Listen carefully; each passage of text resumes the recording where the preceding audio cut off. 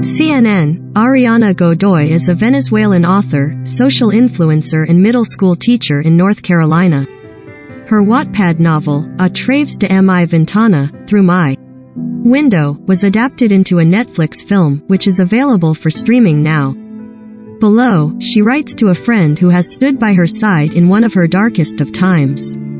Dear Mariana, because you're my best friend, I think you already know what I am going to say. You know my story.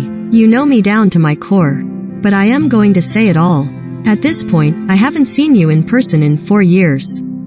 Being on separate countries was never part of the plan, but I am grateful that our friendship remains strong despite the distance. It seems I've found more reasons to be grateful for it with every passing year since I met you, the extrovert who lived one street over from me in kindergarten. Mariana and Ariana, it was fate. One period of time does stand out more than others though. After my dad died, I was broken in a way I didn't have words for, and you stood by my side while I found them. For that, I'll be forever thankful. Ariana Godoy, right, says her friend, Mariana, left, who she has known since they were children, stuck by her side as she struggled with anxiety and panic. The stomach issues that started not long after we buried my dad were the first symptom. My mom thought I'd picked up something from the week I spent in the ICU. Watching the man I once thought to be invincible fight for his life, looking sick and weak in a hospital bed. Then came the panic and anxiety attacks. I didn't know what they were. I always thought I was dying. I would suffocate, feeling like I desperately needed the CPR I saw. Doctors give patients in the ICU over and over again. Dinner time was especially tough. Every day around the same time, I felt like I was going to choke on my food, and it was hard to eat.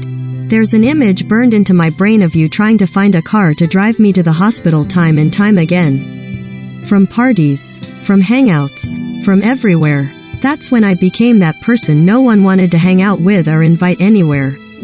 The girl who was always sick. The girl who someone would have to drive home or take to the hospital. I would have fully turned into an outsider, but you remained my sturdy bridge to life.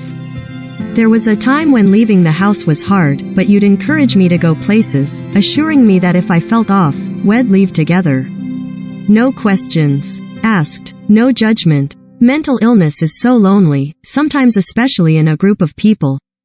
But you never let me hold that weight. Instead, you literally gave your hand to hold. There were times when I held onto it for dear life, and to your promise, we'd always leave together.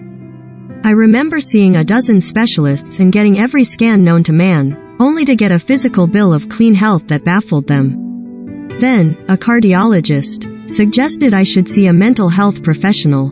Ariana Godoy, right, and her best friend Mariana are opposites in many ways, but that makes their enduring friendship even more special. This was 2011. We have all come a long way since then in how we all talk about mental health. Sure, the shift toward more substantive conversation about the issue had started at the time, but as you know, our beloved home is far from progressive. Campo Lara, in Zulia, Venezuela, is tiny, isolated and hot. Like otherworldly heat. Being so small, we were always a little behind the times. We didn't have the internet when everybody else got it in the city. The fight for mental health awareness was, at the time, being lost. If you went to a psychiatrist or a psychologist, people would say you were crazy.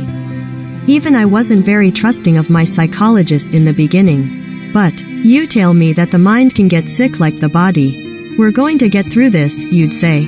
If you weren't there, if you weren't the person that you are, this calm in the storm of my trauma, I wouldn't be here today. It was that bad. For as much as you've always been my anchor, you're also my opposite in so many ways. I've always been a sensitive person who felt a little too much. An introvert with a writer's stalker-ish tendencies, such as my love for people watching. You're the soul of every party, with an enviably clear mind and a grounded heart. More superficially, remember when I went through my emo, Avril Lavigne phase in high school? That's when you were really into Pink. To a sobriety Sherpa from your friend Andrew Zimmern. But I am thankful for our differences because I've learned so much from you. Most of all, the importance of just being there. Some people think helping someone else is about fixing. What can I do to make you feel okay right now? Not every situation has words or needs them. Sometimes, sitting beside someone and giving them a tissue to wipe tears while they cry is more than enough. It's everything. Or when the only words that need to be said are, I am going to help you. I love you, Mariana. It's why every one of my books has someone like you in it. You've been everyone from a best friend to a main character. When I write a character who knows unselfishly how to be there for someone else, it's always you. I know you've told me never to use your actual name, but I have to say, I think I will one day, even if you kill me. But I promise, they'll be great, just like you. Your friend, Ariana.